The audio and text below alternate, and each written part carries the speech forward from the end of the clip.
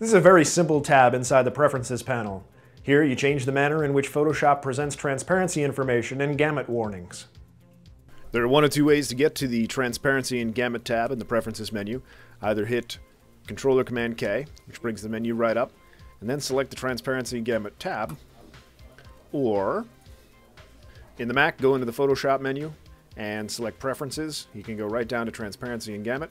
On a PC, that menu, as we talked about before, is going to be in the Edit menu near the keyboard shortcuts and menus. So let's bring that up and take a look. As you can see, it's a very simple menu. The first thing we have are the transparency settings, and in the background here, you can see I have a transparent image, so we can take a look at it. This checkerboard shows you that there's nothing here on your image. If we were to save this as a PNG or anything that has alpha settings, it would save blank.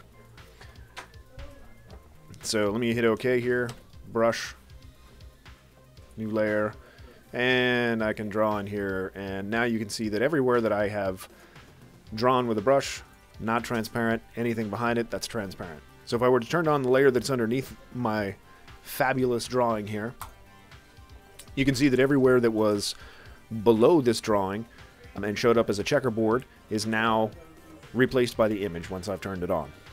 So let me shut these off real quick and go back to our menu. So all this does is allow us to change the grid settings. Here we can change the different colors to whatever we want. Grid size, large, small. We can also shut it off entirely, which just gives a white background. I don't recommend this because if you have transparency anywhere, you definitely want to see what part is transparent. It gives us different options to change the grid colors here. I just like to leave it at the default, which is the light gray and white checkerboard. And the last option here is the Gamut Warning.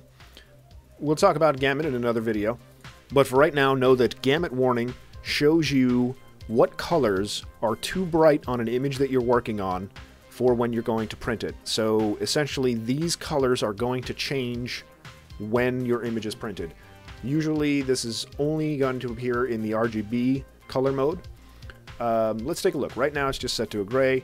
Again, here you can set it to any color you want, and you can change the opacity of it. Sometimes I like to set the opacity down to about 50 so that I can see what color's underneath, but for the purposes of what we're going to do right now, leave it at 100. Alright, let's bring the image back up. And we've got a nice bright image here. We have some pretty bright purples in here. It gets to be, that's probably our highest brightness.